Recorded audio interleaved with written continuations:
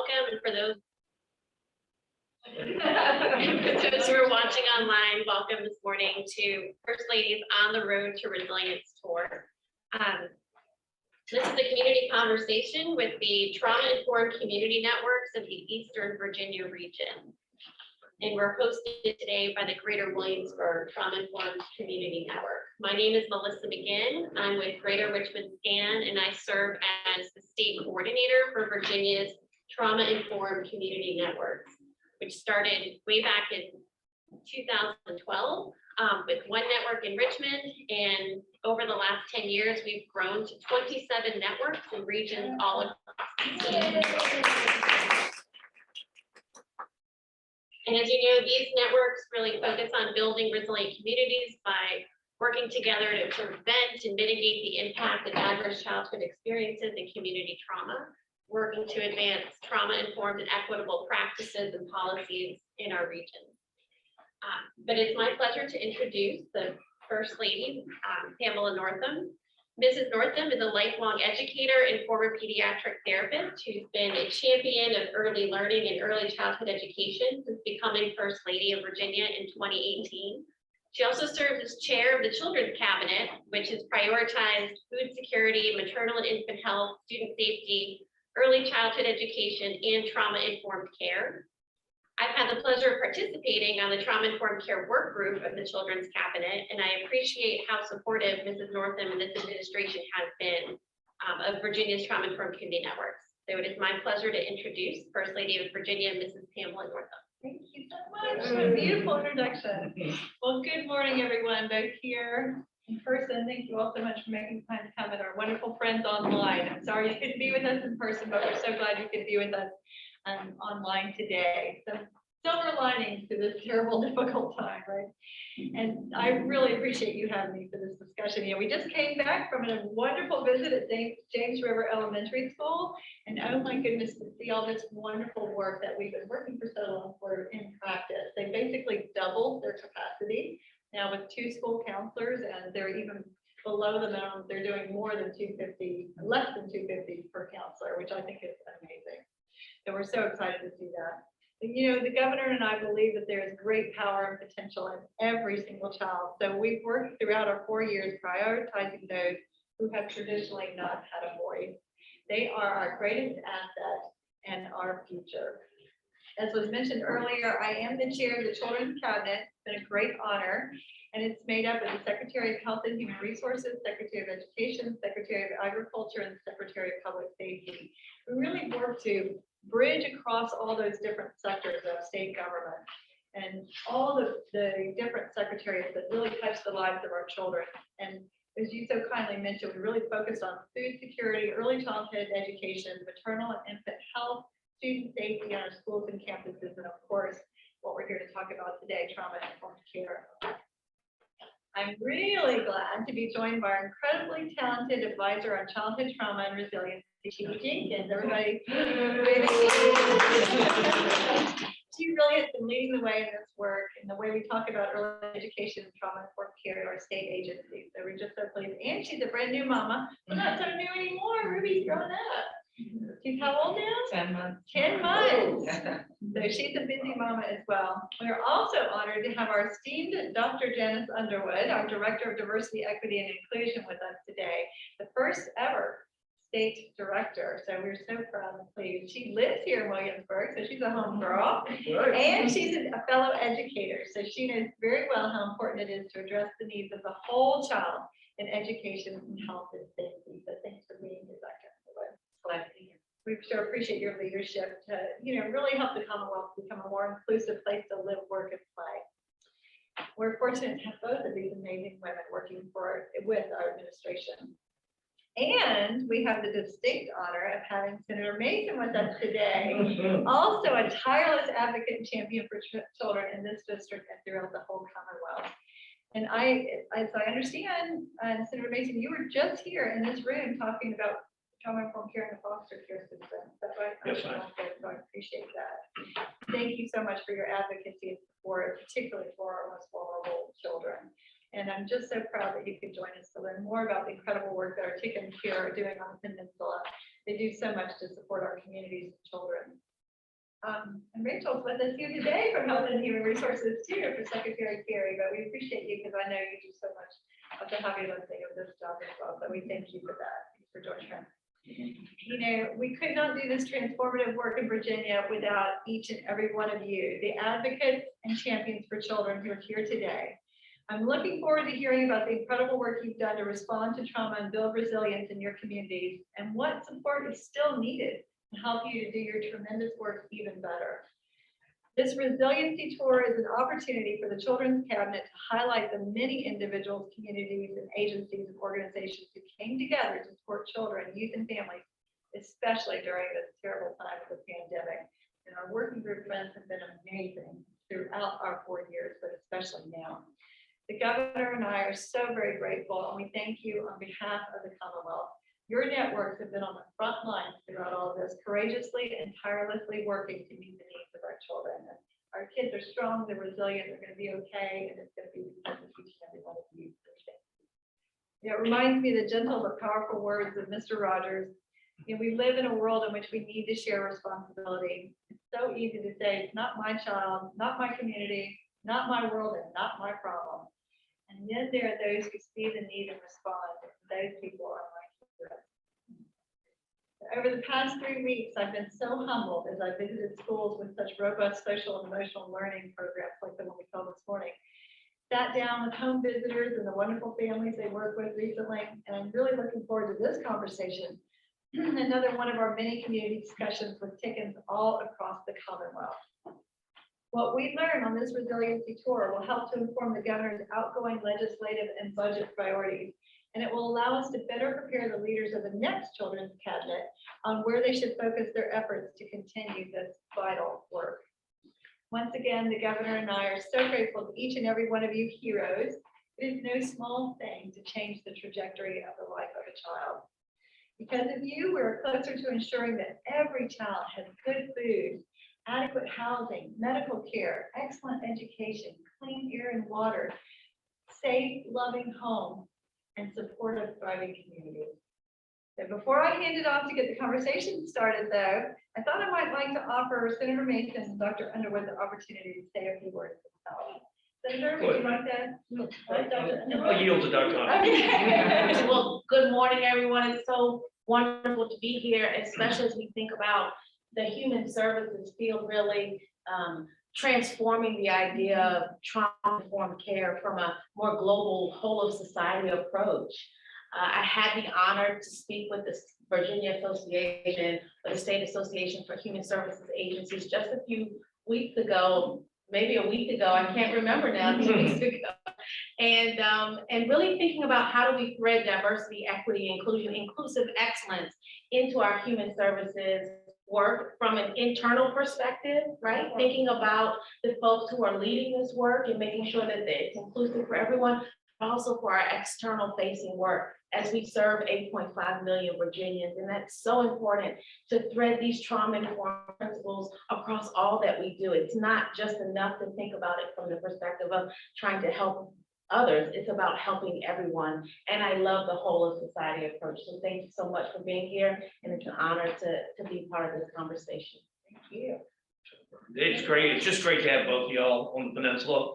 I mean, so many times in this administration, the two of y'all have visited our schools here. You've come to be a part. And of course, Dr. Underwood is at home here. So we love that specialized focus. But you know, your work with the Children's Cabinet has just been amazing. I mean, it has really touched so many different levels of what are important, and not just ceremonial. I mean, you have dug deep into these things to try to push transformative programs and policies that will help children at all levels and make sure that everyone is included in this conversation. I appreciate your mention of our foster care roundtable last week, because that's kind of an augment that Chidi and Rachel were a part of as well, and Rebecca's helping us lead. Just because we're trying to bring the community, the business community from the outside in to understand we have 197 young adults that we need to help, that want jobs, that want opportunity, that want a sound future. And guess what? We have a bunch of employers who need employees and need good, solid employees. So we're really trying In to, a row that just said sewage, and both of them Somebody seem forgot. like they have unsafe sleep factors, so I don't know if that's a new thing on her part or just a coincidence. thank you so much for being here. Thank you for your focus on this important effort. And I'll shout out Judy, who in the last meeting said, the trauma informed work that we're doing, we need to spread that out to the business world, to the Yes. chamber. Everyone needs to understand what we're talking about here. Yes, but whether it's medical or education or business, everyone needs to understand this. Impacts all of our lives, whether you know it or not, and the work that these great folks are doing locally and you're doing at the state level. Help, and we are gonna try to help you get it out and make sure that people in the general population and in the world of employers in the business world understand the work you're doing, understand what it means to them, to their employees. So thank you all We so much. thank you, sir, too, because without the work of the General Assembly, we would not have the funding to be able to do this work. So the funding that you put into education, you put your money where your heart is, and you all prioritized our educators during this difficult time. We gave teachers a raise during this difficult time. You put more counselors in the schools during this difficult time, and now we see that coming to fruition with great social emotional support despite the challenges. So thank you all for putting your money where your heart is, supporting that. As well as for diversity, equity, and inclusion more broadly. And make sure it is a whole of government and whole of society approach, that it's not just siloed, that this conversation includes everyone. And forgive me for not mentioning this, but we also have a representative from Williamsburg, James City County Schools, who's here representing the idea of trauma-informed behavioral learning, right, for schools, so that we can stop the school to prison pipeline, Johnny Underwood. And Johnny Underwood happens to be a little bit related to Not me. just- He's an amazing husband, so this talented duo do so much work for the Commonwealth. So thanks for being here, sir. Good luck.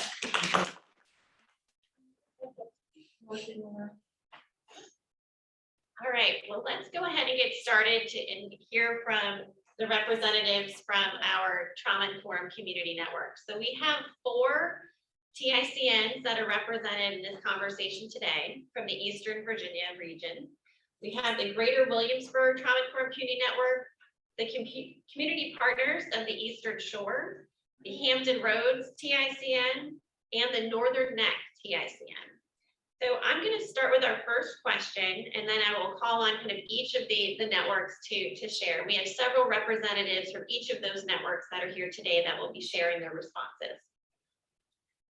So we'll start with our host, the Greater Williamsburg TICN. So if you wouldn't mind briefly introducing yourselves and then sharing an example of your network's impact that helped to promote resilience during the pandemic. So my name is Rebecca Vinnard. I am the chair of the Greater Williamsburg Trauma Informed Community Network, which includes James City County, York County, the cities of Williamsburg and Pocosin. I have with us the coordinator, Sherry Wiltshire, and Charvela West, who's representing United Way of the Virginia Peninsula, which is the fiscal agent for the funding we received to have Sherry as our coordinator. So we're here doing a triple team here. I guess what I would like to say as an example, during Resilience Week in May of 2021, we were able to set up a virtual platform and do several trainings. And we were actually fortunate to have it kicked off by Dr. Underwood. She did our keynote address at the very beginning to kick it off the week. So we had lots of virtual activities for professionals, for community members, and we had some also with our Parks and Rec programs to do some activities in the community. So to me, that was a great coming together of our community to honor and celebrate resilience. So that's mine. Yeah, so my name is Sherry. I am the coordinator of the Greater Williamsburg TICN, she, her pronouns. We sent the questions out to our membership to kind of get their feedback on where they thought that our network was having an impact. And they really called out the relationships that were being built between community members, community partners, nonprofit organizations, and the governmental agencies. So they're really appreciative of the networking possibilities between all these different aspects of the community. And then Resilience Week came up as well. We hosted Resilience Week 2021. And it was all virtual, but people really did come together to kind of give us really good content, but also to learn from one another, meet one another. And that's when I was just being hired, I was newly on board. And so I thought it was a great way to just kind of see what our community has to offer and how creative we can get with encouraging resilience in the community. I just want to ask permission that I could take some pictures and some just video, just to get some things to put on social media later. Is that fun, everyone? Perfect, thanks. Anyone else from Greater Williamsburg? Good morning, I'm Charvela West with United Way Virginia Peninsula. As Rebecca mentioned, we are so pleased to be able to support this network. And I think because of our work in mobilizing resources, one of the things we've been able to do, in addition to the funding to support a coordinator, is mobilize other resources from the FACT grant to address basic needs for the folks we're serving in the community, but our network being made of so many different types of organizations that are serving our population, being able to make those connections as we address the social, emotional needs of those families, also being able to connect them with basic resources for food, clothing, financial assistance, to really address the holistic needs of the household has been really great to see as a network. Appreciate our partners at the United Way. Thank you. All right, well, let's move to the community partners of Eastern Shore. Patty Kiger, can we mind introducing yourself and telling us about resilience in your community? Sure, thank you. And it's Eastern Shore Healthy Community.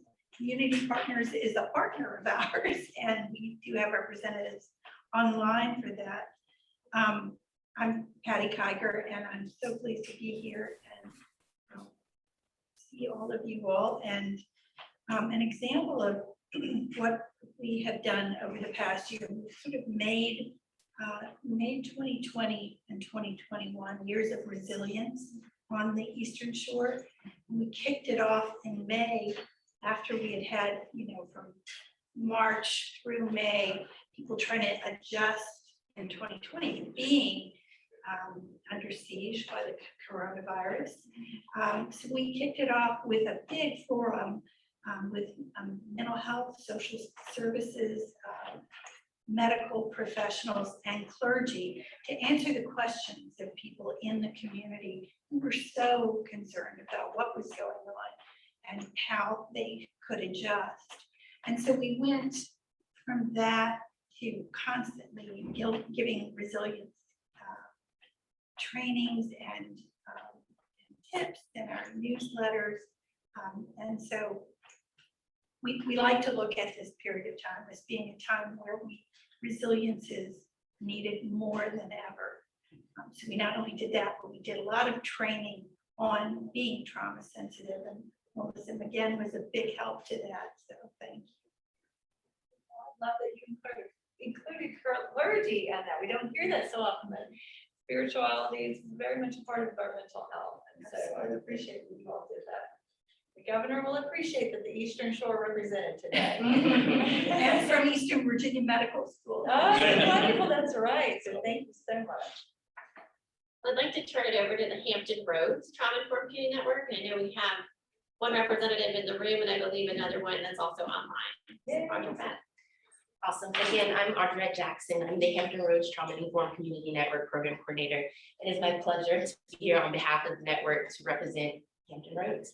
We have the pleasure of serving Suffolk, Norfolk, Portsmouth, Virginia Beach, as well as the city of Chesapeake. We are at a unique place and time in Southampton Roads. It's an opportunity for us to recover in a slightly different way than maybe some of our other networks here in Hampton, in the state of Virginia, especially after the mass shooting that happened in the city of Virginia Beach on May 31st, 2019, and the increase in community violence that continues to permeate through Norfolk and Portsmouth.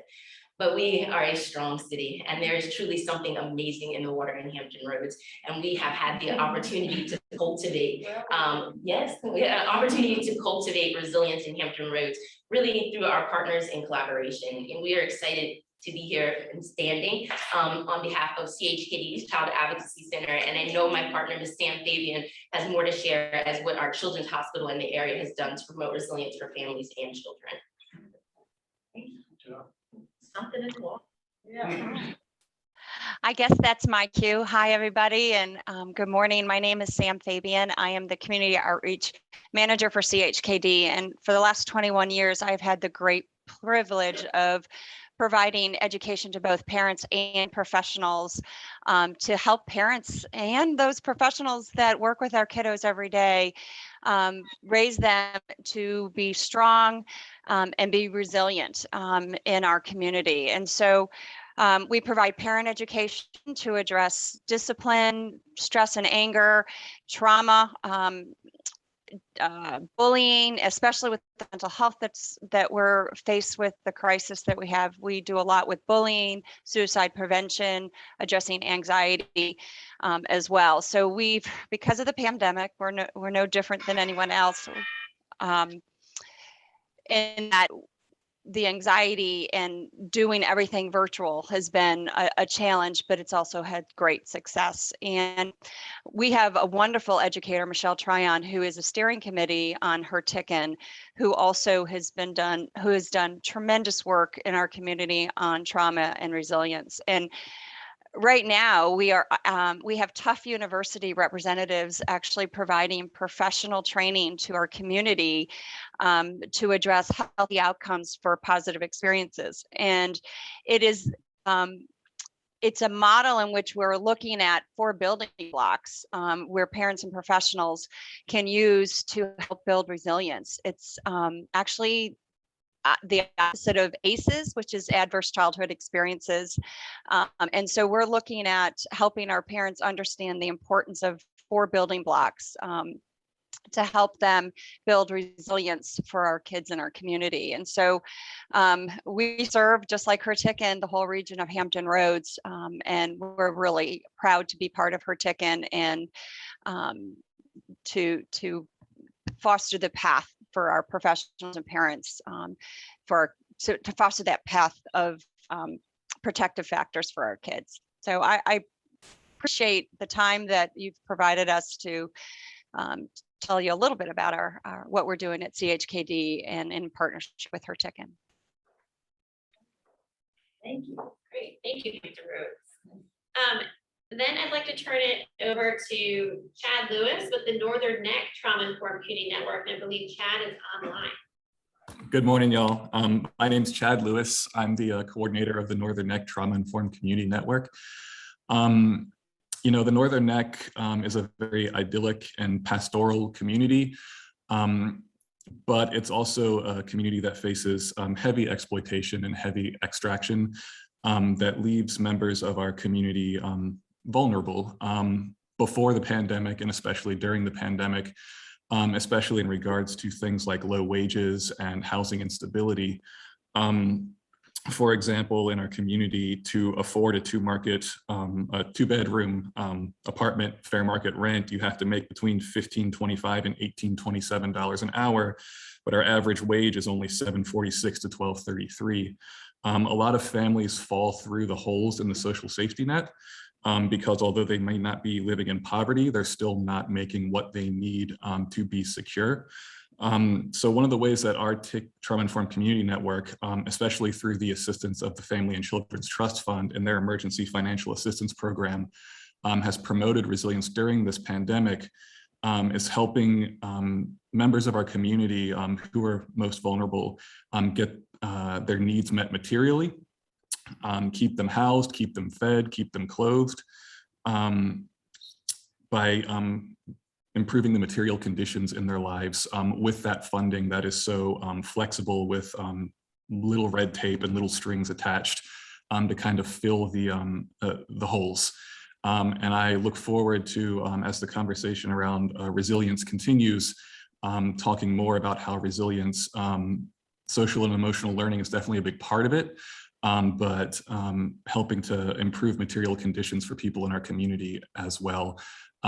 We actually formed our TICN as a result of that funding that was made available by FACT, because we wanted to qualify for it to help our community. So yeah, it's been a great help so far, and I look forward to it continuing in the future. Melissa, do you just, before we move on to the next question, want to provide like the quick 2-minute about the fact funding that, as he said, is very low strings attached, but really helped with these small material things that really kept people from being able to like make rent next month during the pandemic. Absolutely. particularly on I was weekends. actually just about to, appreciate you saying that, because I was about to just give a huge shout out to our friends at Family and Children's Trust Fund, especially Nicole Pullen and her board, and Taylor Davis. They have just been a tremendous supporter of the trauma-informed community networks from the beginning, and have really been instrumental in really helping us to grow and sustain the work that we're doing by providing significant financial support. And during this past year, they created an emergency kind of assistance program. It's kind of a fund that the trauma-informed community networks could apply for to really use money to get directly to community members. And in increments up to, I think, $1,000, but it really could be anything to help pay rental assistance, to get your car fixed, to anything that could specifically impacting community members' lives and ability to thrive. So, so many of our community networks access those funds and use them, and they actually granted it for another year. So there's opportunities right now to reapply again for those funds for this year. So it's been a tremendous support. And what are the source of the funds? Family and Children's Trust Fund. It's a sub sort of quasi agency underneath DSS, that they are sort of organized independently. And actually Judy Kurtz, who's on the fact board, has joined us online virtually. So thank you for being here, Judy. We appreciate it. So I'm gonna go to the next question. I appreciate all of the responses and all of the work that everyone is doing. So the next question really speaks to more about the issues and needs that have emerged for children and families in your communities, specifically during the pandemic.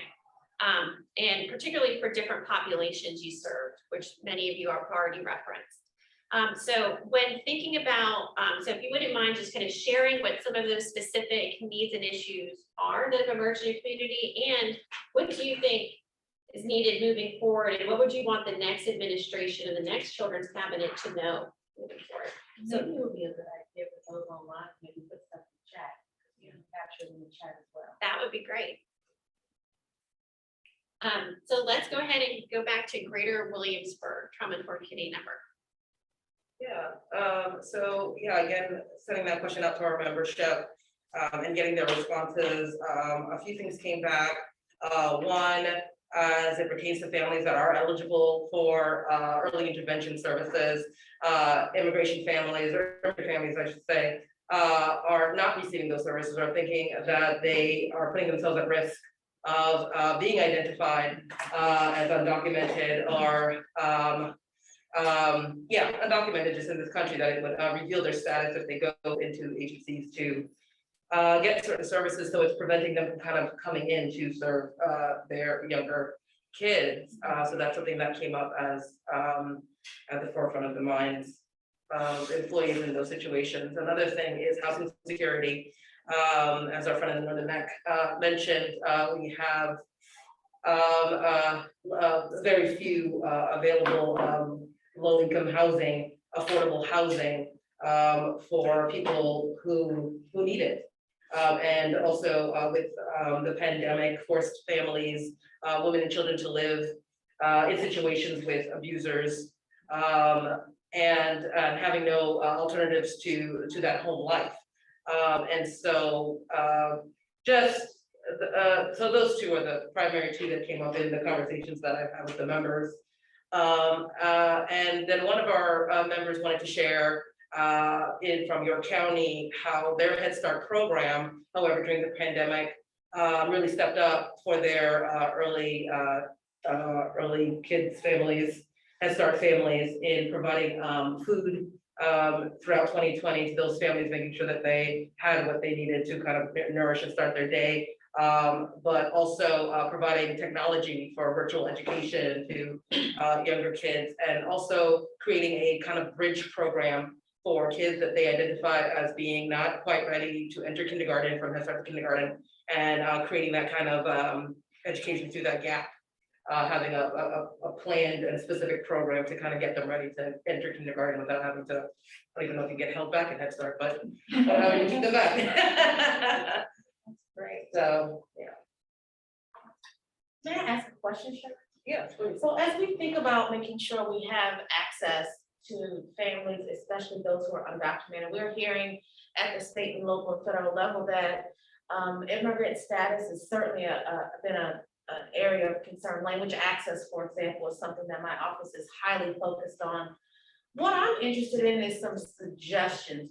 What can we do in terms of these agencies to make sure that or what are some solutions to making immigrant families, those particularly those who fear, who are undocumented, who have that fear of being outed, so to speak? What can we do? What can we do to make I've got 10 minutes to 11. Let's take a 10-minute break, come back at 11. And have to exit out. You can just turn your camera off if you want to. If you're online, can you make sure you mute your line?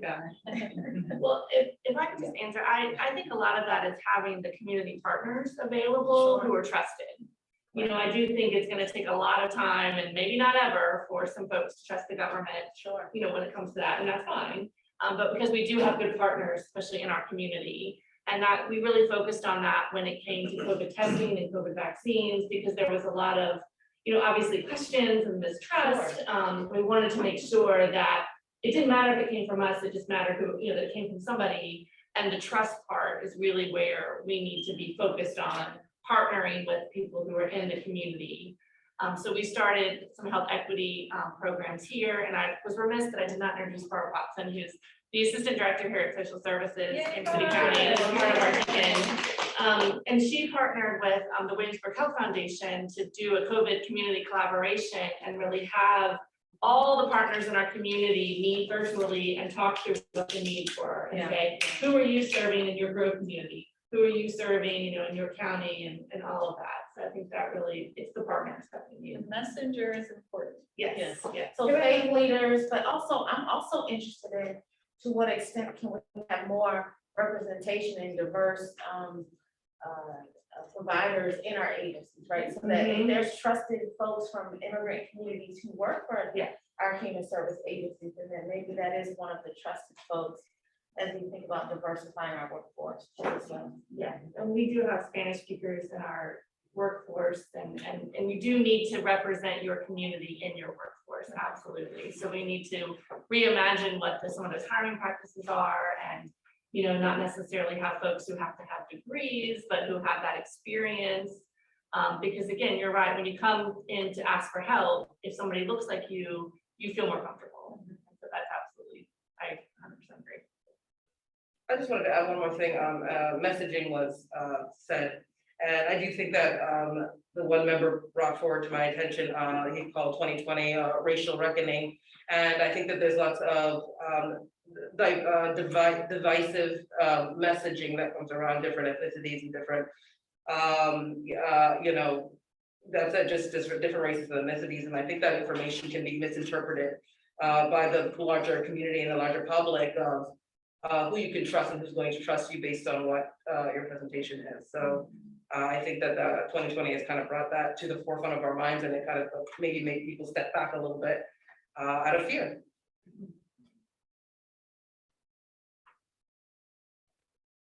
So Eastern Shore Healthy Communities. Got it right this time. You wouldn't mind just sharing just some of the needs that have emerged in your region and just what you would want to know moving forward? Sure. We recently did some research within the Eastern Shore community on COVID vaccination and, you know, what were the things that made you get your vaccination? What are the things that prevented you? And we found that the issues for our community were more about those social determinants of health than getting a vaccine. In fact, vaccine was so secondary. Now, I will brag and say that on the Eastern Shore of Virginia, I think Northampton County is beyond 75% vaccinated, and back in that county was in the late 60s. And the racial equity in all of that is on par. I mean, we're looking very good. But I want to really focus in on number one, and this is a priority of the governor's administration. And I saw the press release yesterday that Virginia is on track to be one of the states that has 100% digital capacity. But on the Eastern Shore, our children were driving in cars to get to a building to, you know, get some broadband in order to do their homework. And that was sad. That was just very, very sad. And I hope we never have to have that again. Digital capacity has now become a major social determinant of health. And I know I don't need to tell all of you all that, but I want to emphasize that. And then the other thing is that we need more people with empathy. We've got a lot of people with a lot of opinion and willing to argue with anybody about anything, COVID shots or whatever.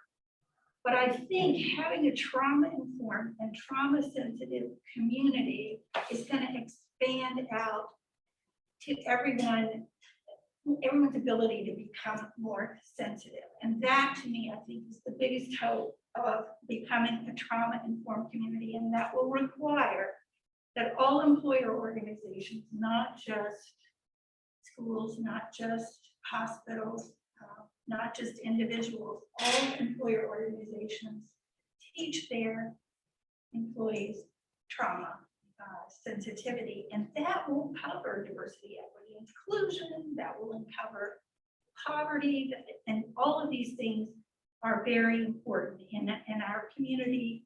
We need more living wage jobs, we need more affordable housing for teachers, law enforcement, the everyday people, you know. I just recently walked through all the low-income housing communities and put flyers in 300 doors to talk about COVID. But those are beautiful houses. We need houses for the people who are teaching our kids, for the people who are enforcing the law, putting out fires, just these.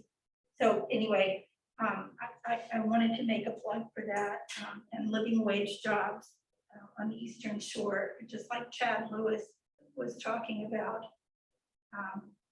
We have people who, well, more than half of the Eastern Shore community is in that Alice status, where, you know, they don't qualify for poverty, but they are not making it.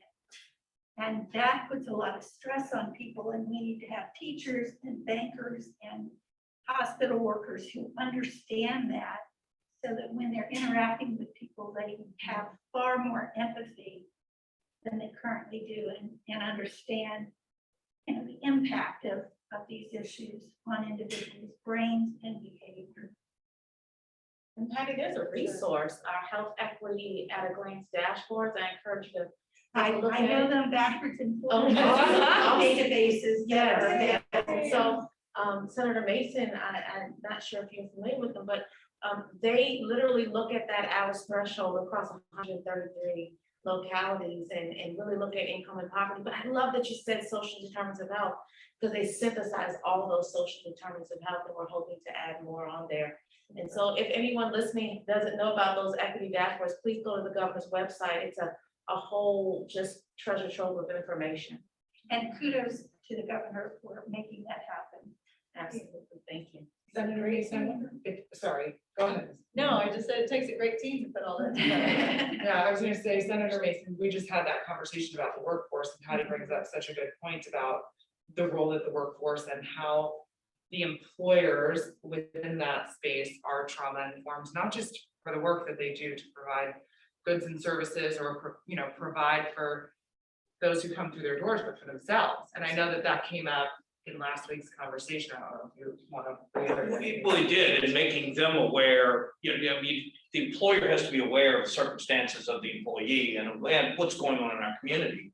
You know, to Dr. Underwood's question about how do we get this out, The governor's office is pressing a network to job, network to work. That is a current program in a couple of places, and we're expanding it to the peninsula and to the south side.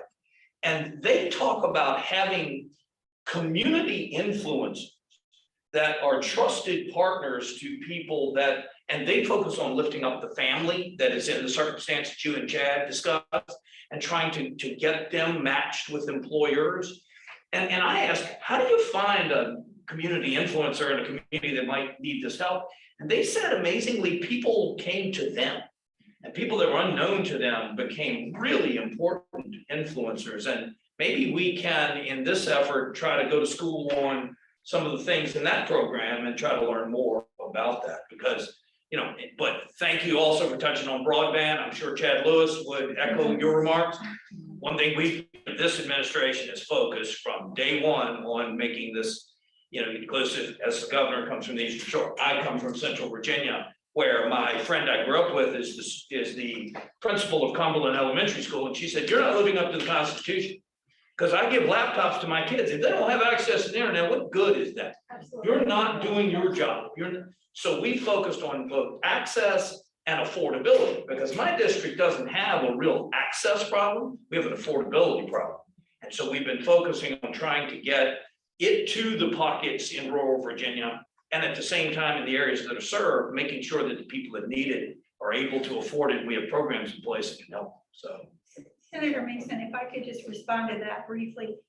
We have a lot of people trying to promote right now in the Eastern Shore community, the discounts that you can get. We're signing up for this new broadband. Right. And so you sign a contract, but it may take 3 months, it may take a year to get the cable out to the people, right? Right. So they're getting the discount on the service that they don't have. The discount will run out after ARPA funds run out. And that is a huge problem, and it's making people not eager to jump in to getting that broadband. And it's not just for kids. Our seniors right now are needing that because they couldn't get to the doctor's office, but they could have an appointment online if they knew how to work a computer or had broadband access or had a computer. And just like we all have phones, it's an essential item to have, you know, a device. Yes. Thank you, Patty. Thank you, Melissa. I want to toss it over to Audra and Hampton Roads to hear about the needs in your community. I think Sam will speak to more about the concerns for parents as well as the mental health concerns that continue to raise problems in Hampton Roads. But I think one of the biggest concerns that came out, and we can just tell from the attendance that we received from our probably highest attended all member meeting, and that was a conversation on racial trauma and a continuous conversation on racial inequities. And thank once again the Greater Richmond Scan and Voices for Virginia for chairing the Racial Truth and Reconciliation Week. And I had the pleasure of hearing from Dr. Underwood and understanding that while we understand that racism had a 400-year head start, is that we still each have a role to play in that. And I hope that in the next administration, there continues to be a conversation of how to address racial inequities and how we can continue to create justice through our communities, and how DEI it doesn't become the buzzword of 2021. Absolutely. But that it becomes so ingrained in what we do in the state of Virginia and within our communities, and then it takes shape within our communities. And again, I think Sam will talk more about concerns for parents. Thank you. Very quickly, what we're finding in our community is the inclusiveness, diversity. So we have tried to address that with some of our training. Our Spanish-speaking families getting the information they need as well, especially around health issues and COVID and vaccinations. So we are addressing those in the schools, and the parents. The number one is anxiety, stress, the fear of the time online, the bullying. Those are all things that parents are worried about. But mental health, I would have to say, is at the top of the list for all parents, and for their own mental health, for the family's mental health. And so those are the issues that our parents are worried about, and how that is affecting their ability to handle everyday issues that kids have and where their resilience is. So those are, and you know, actually, I wrote some notes down here as well as our sports community and the kids that are in sports and other activities, dance, music, and where they are in having that opportunity to continue doing that during this pandemic. So there's lots of issues out there that I don't think are unique to the Hampton Roads area. We appreciate CHKD being one of those trusted messengers of information, for sure. There's a place, Chidi tried to tee me up a minute ago and I didn't do a very good job. But there's a place that making sure the business community is aware of the trauma-informed work, the mental health work, the behavioral health work, with our children in our schools, in the community with people. United Way did an enormous analysis for the peninsula, been a couple years now.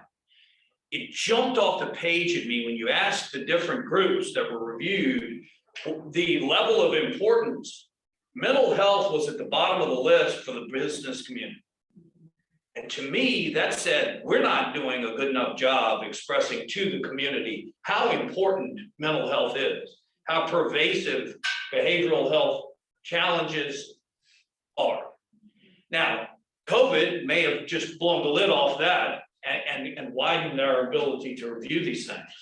But our state hospital crisis that we've had, our CSBs under extraordinary stress and pressure that need workforce, need help. But back to what she was asking me, we were talking about with foster kid, an example of if one of your previous abusers used to drive a red truck, you come up to work Thursday morning and there's a red truck parked right out front. You retreat and go home and don't report to work that day. As an employer, you say, it's Thursday, where's my employee? What are you doing? But if we have to do the job in the trauma-informed network to explain to that employer that with this person comes trauma from your whole life. It didn't start on Thursday. It didn't start last week. It is ingrained in the human, every one of us. And COVID has shed the light on that, the mental health discussion that we're having right here. We're trying to work to reduce the stigma in a lot of places, and I think we're making some progress, but at the same time, I think networks like this can do a great job of making the community, business community, just everyone aware of circumstances and situations that impact us all and impact them that, we just not talked about before. We've not analyzed properly before, and we've not been in a position to react to before and be proactive. So I think that was more towards the line of the direction we wanted to go. I will only add to that based on what was just shared also is that, the American Academy of Pediatrics just Tuesday put out that we are in a state of emergency when it comes to the mental health of our children in America. So this is carte blanche. They have come out and said this. And so it's all of concern to us to consider not just the parents and us as adults who can say, I'm not okay, but to the 4-year-old who doesn't yet have that language, much less the 9-month-old, or the 16-year-old that we think should be able to use those words and tell us how they're feeling, but really it's just being presented as lashing out or skipping school for months, so, or not showing up to work, right? So this dialogue is so important, but the policy and the practice change to the point of what we're hearing from these networks is so much more critical too. Judy, Ms. Jackson talked about the racial trauma. So you compound all that, the recent declaration from the academy, but also Virginia, first state in the South to say, House Joint Resolution 537, racism is the larger public health crisis, right? As it dovetails into all of these arteries, right? So thank you for that, and thank you for that. Because that needs to sort of be the framework upon which we really think about this work across those determinants of health that Patty mentioned. We have a strong connection to legislative advocacy through these trauma-informed community networks, especially because of our partners at Voices for Virginia's Children, and have helped to convene advocacy days. And the resolution that racism was a public health crisis was one of the ones that we advocated for, and many of us had opportunities to participate. Thank you for that. Appreciate your support. So important. I want to turn it over to Chad Lewis from the Northern Neck, to see if there's anything else he'd like to share about the needs of the Northern Neck and what you'd want this next administration to know going forward. I mean, everybody I feel has covered so much already. At this point, I feel like I'd just be kind of co-signing everybody else. But I know there was a lot of conversation around, you know, the business community and the role that they can play in mental health. And I just kind of feel the need to emphasize, especially for the Northern Neck, I think one of the biggest things that the business community can do to support the mental health of families and children isn't so much about raising awareness around mental health, but it's about giving families predictable work schedules, providing them with living wages, not a $15 living wage, which has been the standard, but is also very insufficient at this point, but a wage that they can actually live on, providing them with parental leave and sick leave, and all of the things that will take those stressors that cause the mental health challenges in the first place away from families. I know if that were something that happened out here in the Northern Neck, it would be of great benefit to the community. Living wage, which we're working on, but parental leave is important, and we're working at the national level too. So we hope we'll get some support there. And childcare, I think our businesses have to step up and help us with early childcare and education opportunities. Can I add on the paid parental leave as maybe the youngest mother here?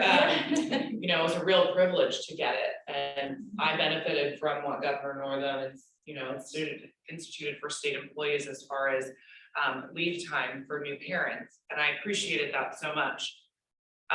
But I recently heard, actually, it was Nicole who said it on a call, Pullen at Fact, who said, you know, at the end of the day, somewhere she had also heard that the one way that we found there's been all these strategies on how to fix shaken baby syndrome, right?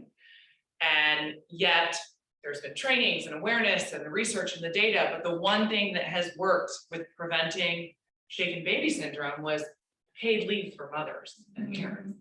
Because when you're tired and you're exhausted and or nursing or feeding, and you have to go to work, but you have to travel an hour by some transportation form to drop your child off at childcare, wherever that is, to get to work, to be underpaid, to barely meet your end needs at the end of the day or month. When that baby cries, push comes to shove, and it's no one's fault, you're just tired. And so there are so many trickle-down effects of something like paid leave. And it seems so small, like something that is such a privilege, but we all deserve it. The babies deserve it, the new parents deserve it, the other children in the family deserve it. And it's our responsibility to really address these in the ways that we know can fix them. Or left in unsafe circumstances. Correct. Which is also- Yeah. So I want to be mindful of time. We have about 5 minutes left. There any other just questions, feedback, final thoughts as we're kind of coming to a close with this really valuable discussion today? I'd like to share, it's been really great to have so many advocates for Alice talking about, our work at United Way. And to the parent leave, and it's been mentioned before, childcare as it relates to the workforce. One of the things that we've been excited to see is the focus on providing resources for childcare, not just financial assistance, because we know that's the second most expensive thing a family faces. Only $3 behind their rent when you look at the Alice data. But in addition to that, the capacity of the childcare sector to be able to serve our children and to create additional slots.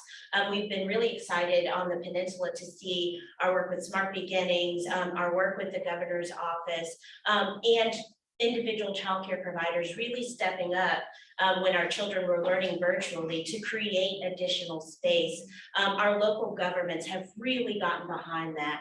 And you know, we've heard examples of how trauma impacts someone who is in the workforce.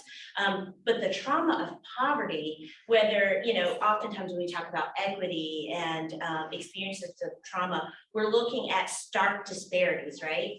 But when we talk about the ALICE population, who's right there in the middle, and we talk about the most vulnerable, oftentimes they are in that situation because they don't qualify for the safety net, right? And so then we find ourselves whether we're talking about housing, and we're so grateful for the governor's executive order that created the work around eviction reduction and being able to keep our families housed with, you know, fewer strings attached than we've ever seen before, being able to address stabilization support like transportation and childcare, workforce training and certifications, all of that tied into the work of eviction reduction.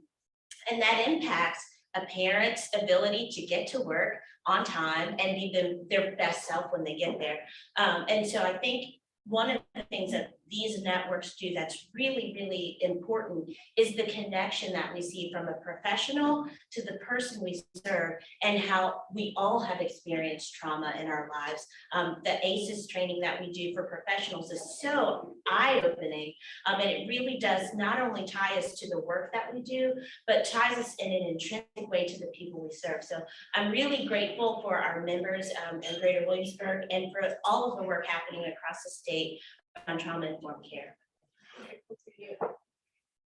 So one thing I noticed, because I see it here in this room and I see it throughout the networks, is relationships and empathy. And I think as we're talking about, you know, the impact of trauma, how do we counteract that impact? It's relationships. And in order to have a relationship with somebody, you have to have empathy. You have to see that person as a person and see that person as maybe a victim of their circumstances, not they made some choices in their life and here they are. You know, I think going back to what Patty said, you know, empathy is so very important. I think that's what we're trying to do with our workforce and the business community and everybody. Just see people as people.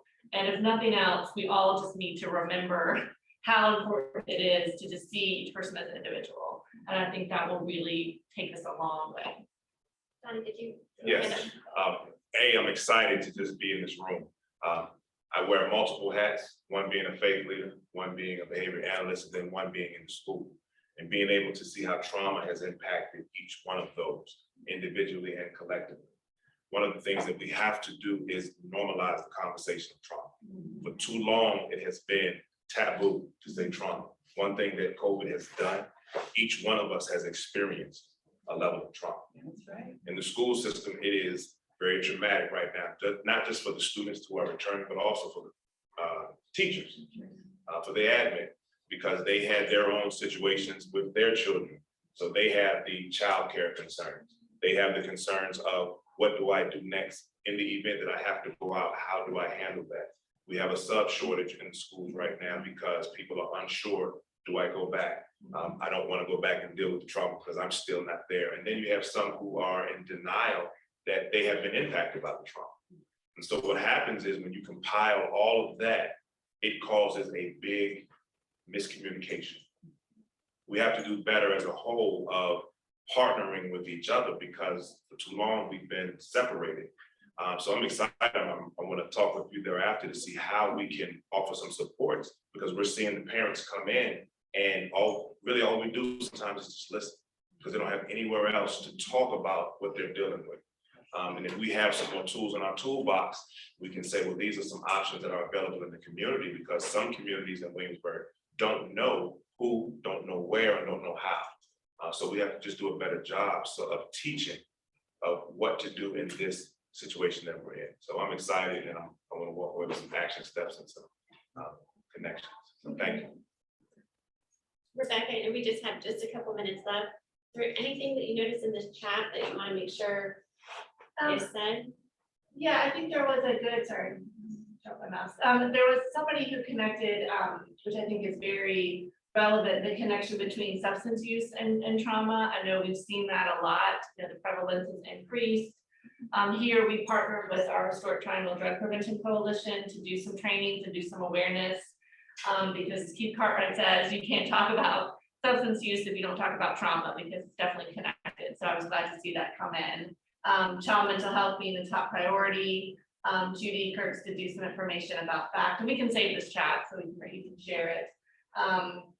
And then I think that, you know, how it's interspersed in our neighborhood, getting to know your neighbors, building relationships. I think as people go back out, you know, masks, I don't think are a barrier, in my opinion. They're a way that we can actually get out. And so it's a good thing to be able to talk to people. And then I think having more support in the school system, which we'll, you know, definitely need to do, because I know a lot is put on our schools, but I think that's because every child goes to a school. And so it can just be a good gateway, but we don't need to put more on our educators. We need to give them the tools so that they can actually assist.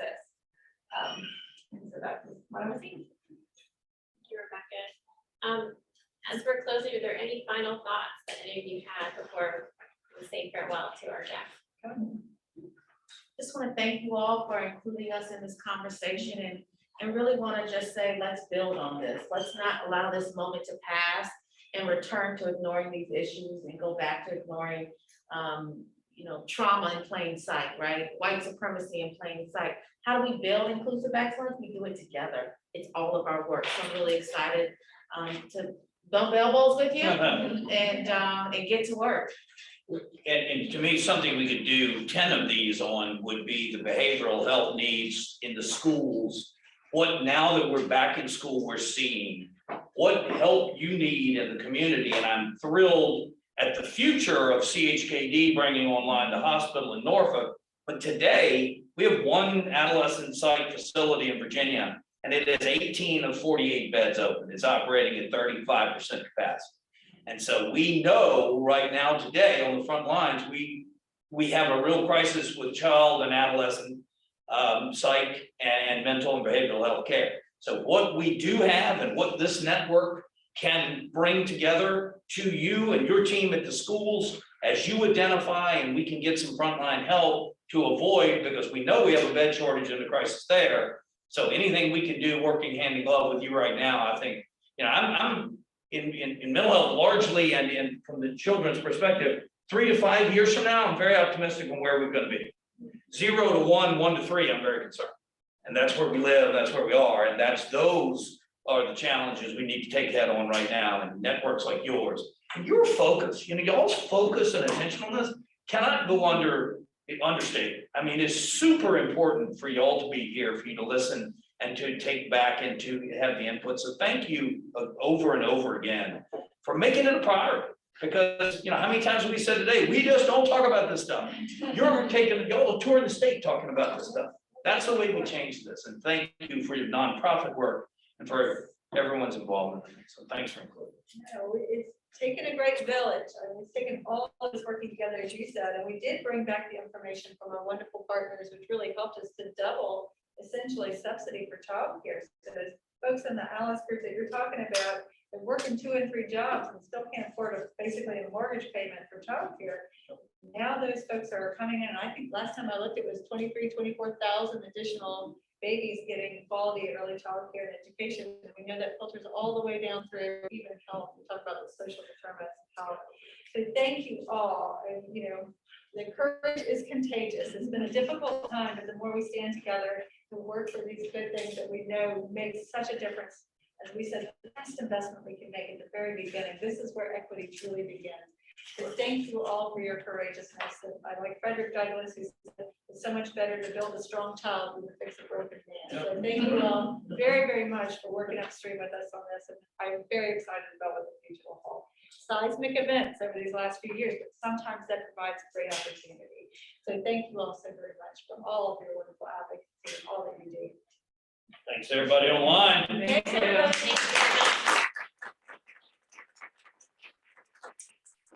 So glad I have another brain. Yeah. I really need it.